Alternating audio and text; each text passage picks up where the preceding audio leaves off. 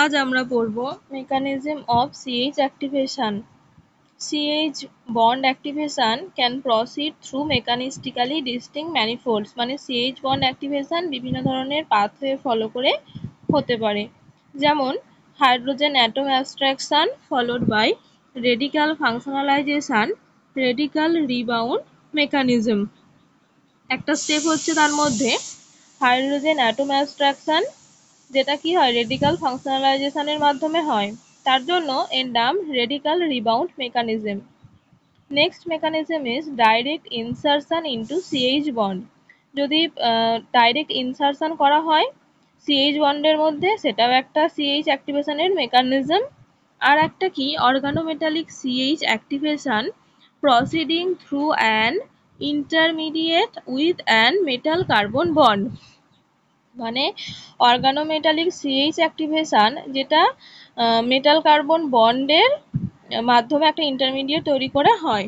তো চলো দেখা যাক কি বলতে চাইছে। Radical rebound mechanism mainly observed for reaction with metal oxo catalyst. Metal oxo ক্যাটালিস্টের ক্ষেত্রেই আমরা কি করতে পারি, রেডিক্যাল রিবাউন্ড মেকানিজম দেখতে পাই। যেমন দেখো এখানে একটা এম এক্স এর সাথে ডাবল বন্ডে আছে। এবার যদি এই বন্ডটা ভেঙে যায়, ডাবল বন্ডের একটা বন্ড যদি ভেঙে যায়, তাহলে কি হবে, মেটালের উপর আর একটা নেগেটিভ চার্জ চলে আসবে। আর এইখানে কি হচ্ছে, এক্সটাও ভেঙে যাচ্ছে। তো এই হাইড্রোজেনটা কি করছে, CR3H এর এখানে এই বন্ডটা ভেঙে এই হাইড্রোজেনটা এখানে এক্স এর কাছে চলে আসছে এবং CR3 একটা রেডিক্যাল তৈরি হচ্ছে। দেখো এখানে N-1 প্লাস একটা বন্ড তৈরি হয়ে XH হয়েছে, আর এখানে CR3 একটা রেডিক্যাল তৈরি হয়েছে। এবার এখানে এই বন্ডটা যদি এই বন্ডটা যদি আবার ভেঙে যায়, তাহলে কি হবে, এখানে একটা XH একটা রেডিক্যাল তৈরি হবে। তাহলে ওই XH রেডিক্যাল আর CR3 রেডিক্যাল মিলে কি হয়ে যাবে, HX CR3 একটা কম্পাউন্ড তৈরি হয়ে গেল। আর N-2 প্লাস একটা আমরা কি পেলাম, মেটাল পেয়ে গেলাম। তাহলে এখানে এই যে প্রসেসটাকে কি বলা হচ্ছে, radical rebound mechanism. Radical rebound mechanism. এরপর বলছে direct insertion into CH bond observed mainly for metal carbene and nitrene. Observed mainly for metal carbenes and nitrenes মানে কি, মানে হচ্ছে আমরা সাধারণত মেটাল কার্বিন বা মেটাল নাইট্রিনের ক্ষেত্রে এই প্রসেসটাকে লক্ষ্য করব, direct insertion into CH bond এই প্রসেসটা।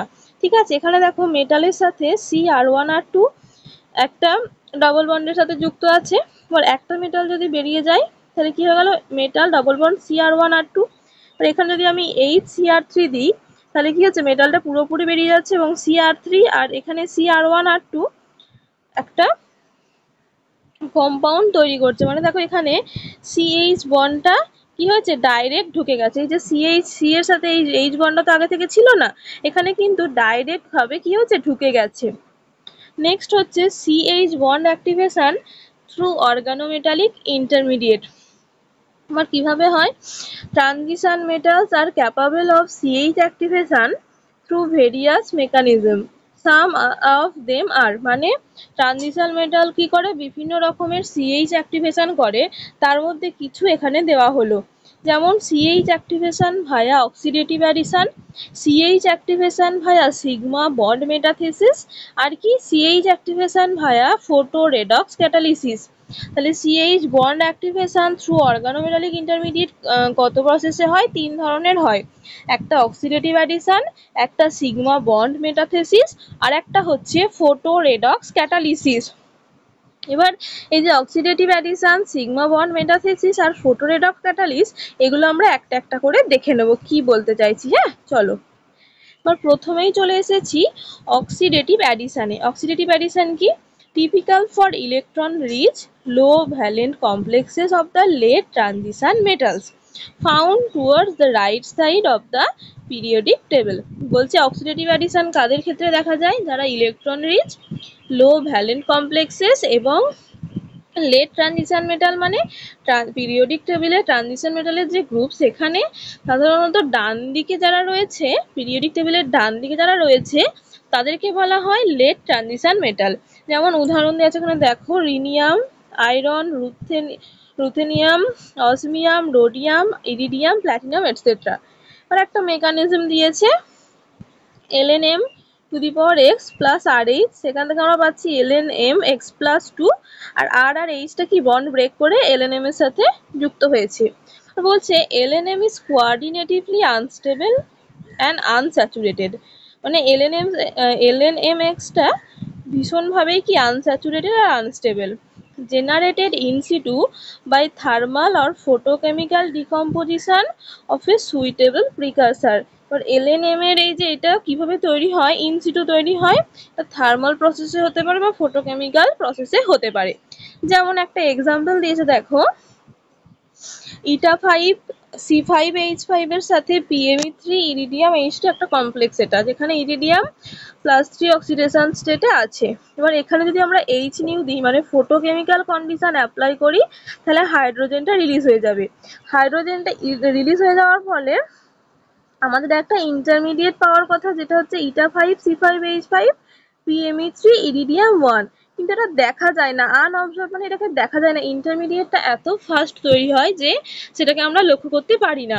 তারপরে যদি আমরা একটা সাইক্লোহেক্সেনকে অ্যাড করি, তাহলে ইরিডিয়ামের সাথে দেখো যেমন ইটা5 C5 ছিল, এটা রয়ে গেছে, PMe3 রয়ে গেছে, সাইক্লোহেক্সেনটা একদিকে এসে জুড়ে গেছে এবং একটা হাতে হাইড্রোজেন এসে জুড়েছে। এটা হলো এক ধরনের অক্সিডেটিভ অ্যাডিশনের এক্সাম্পল। বলছে ওয়ান পার্টিকুলার এক্সাম্পল। আর একটা এক্সাম্পল দেখো এখানে নিয়েছে, একটা বেনজিন রিং আছে, তার সাথে NH ডবল বন্ড ও NCH3 OMe প্লাস এর সাথে একটা আমরা অ্যালকিন নিয়েছি, অক্সিডেটেড অ্যালকিন। এবার এখানে আমরা কিছু কন্ডিশন অ্যাপ্লাই করেছি। Iridium OH C+2 5 mol%, DiPPPBZ 5 mol%, 1,4 dioxane 70 degree centigrade আর 20 আওয়ার। এই কন্ডিশনগুলো অ্যাপ্লাই করার পর আমরা যে কমপ্লেক্সটা পাচ্ছি সেটার কিছুই না, দেখো এই যে কার্বনটা রয়েছে CH3 যে কার্বনটা, এই CH3 কার্বনটা কি হচ্ছে এই অ্যালকিনের এই কার্বনটার সাথে জাস্ট জুড়ে যাচ্ছে, বাকি যেমন ছিল তেমন আছে, এখানে জাস্ট ওটা জুড়ে গেল। এবার তোমাদের মনে প্রশ্ন আসতে পারে যেটা কিভাবে হলো, বা ডিপিপি জেডটা কি, বিজেডটা কি, বা মেকানিজমটা কিভাবে হলো, চলো সেটা আমরা দেখাবো। প্রথমে দেখে নিই ডিপিপি বিজেডটা কি।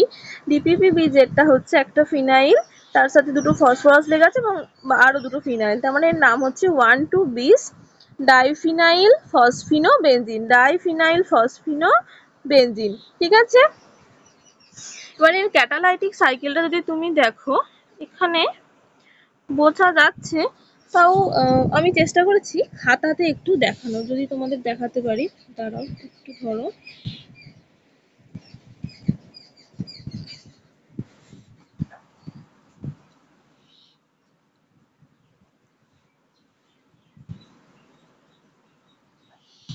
আশা করি দেখতে পাচ্ছ।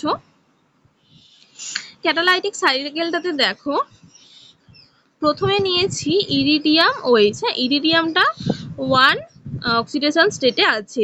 এবার এখানে যদি আমরা দিই একটা, ধরো যে কোনো একটা কিছু দিচ্ছি, PH NH C double bond ও NCH, এখানে একটা H রেখেছি, আরো দুটো H আছে, আর এর সাথে একটা PH লেগে আছে। যদি এটা দিই আর যদি H2O বেরিয়ে যায়, H2Oটা কিভাবে বেরোবে, এই যে হাইড্রোজেনটা আর এই OH টা যদি রিয়াক্ট করে H2O বেরিয়ে যায়, তাহলে আমরা কি পাবো, তাহলে আমরা পাবো PH N এর সাথে হাইড্রোজেন ছিল যেটা H2 হিসেবে বেরিয়ে গেছে, তাহলে এখানে ইরিডিয়ামটা এসে যোগ হয়েছে C ডবল বন্ড ও PH, আর এখানে যেমন ছিল তেমন।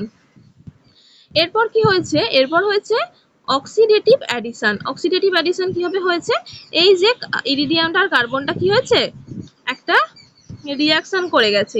ইরিডিয়ামটা আর কার্বনটা কি হয়েছে, একটা রিয়াকশন করে গেছে। এবার রিয়াকশন করে যাওয়ার ফলে এটাও একটা কমপ্লেক্স তৈরি হয়েছে এবং ইরিডিয়ামটা কি হয়েছে, আবার 3 নম্বরে চলে গেছে। এরপর আমরা কি করছি, এরপর আমরা ইনসারশন করছি। একটা অ্যালকিন নিয়েছি, অ্যালকিনটাকে ইনসারশন করছি। অ্যালকিনটা কিভাবে ঢুকলো, অ্যালকিনটা জাস্ট এখানে ইরিডিয়ামের সাথে একটা কমপ্লেক্স করে ঢুকেছে, হ্যাঁ অ্যালকিনটা এইভাবে ঢুকেছে। ঠিক আছে, এবার আমরা এটা পেলাম এই কমপ্লেক্সটা। এরপর যদি রিডাকটিভ এলিমিনেশন হয় তাহলে আমরা কি পাবো, রিডাকটিভ এলিমিনেশন হয়েছে এখান থেকে, এটা খুলে ওদিকে চলে গেছে বাকিটা ইরিডিয়াম ছাড়া, তাহলে এরকম পেলাম PH N iridium C double bond ও PH, এরকম একটা পেলাম। আর আমাদের মনে রাখতে হবে ইরিডিয়াম মানে কিন্তু DIPPV-BZটা ঢোকে আছে ইরিডিয়ামের মধ্যে, যেহেতু DIPPV-BZটা একটা অনেক বড় কমপ্লেক্স, তাই কিন্তু এখানে দেখায়নি। এরপর যদি তুমি আবার H2O দাও, H2O দিয়ে হাইড্রোলিসিস করলে কি হবে, এখান থেকে ইরিডিয়ামটা ভেঙে যাবে, দিয়ে আমরা আবার এই কমপ্লেক্সটা পেয়ে যাবো ইরিডিয়াম OH। আর এখানে আমরা প্রোডাক্ট হিসেবে কি পাবো, PHNH, double bond ON, PH, এরকম একটা কমপ্লেক্স যেরকম ঢুকে গেছিল সেরকম। তার মানে আসলে ব্যাপারটা কি হলো, যেমন ছিল ঠিক তেমনই হলো, জাস্ট এইখানটাতে অ্যাড হয়ে গেছে। তাহলে আমি আশা করব যে মেকানিজমটা কিন্তু তোমরা বুঝতে পেরেছো।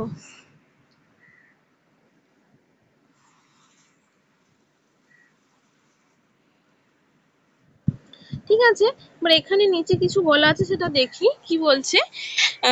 দিস রিয়াকশন, এই রিয়াকশানে the amide acts as directing group guiding the iridium to the nearer CH bond। মানে এই রিয়াকশানে অ্যামাইড ডিরেক্টিং গ্রুপ হিসাবে কাজ করছে, যেটা ইরিডিয়াম 1 কে নিয়ারার CH বন্ডের সাথে কানেক্ট করতে সাহায্য করছে। মানে দেখো এই যে এ বলেছে ইরিডিয়ামটা কি এই অ্যামাইডটার সাথে কি করেছে, রিঅ্যাক্ট করেছে, সেটাই এখানে বোঝাচ্ছে।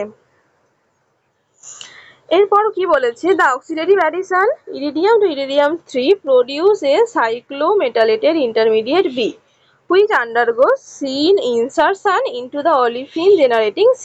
তাহলে প্রথমে কি, the oxidative addition of iridium 1 produces iridium 1 to 3 produces a cyclometallic intermediate। তাহলে কি হয়েছে, এইখান থেকে যখন এখানে এসেছে, এখানে ছিল ইরিডিয়াম 1, এখানে ছিল ইরিডিয়াম 3, তাহলে 1 থেকে 3 তে এসেছে, কি হয়েছে, এটা একটা অক্সিডেটিভ অ্যাডিশন হয়েছে, যেটা আবার কি হয়েছে, ইনসারশন হয়েছে, ইনসারশন হয়ে কি করেছে, একটা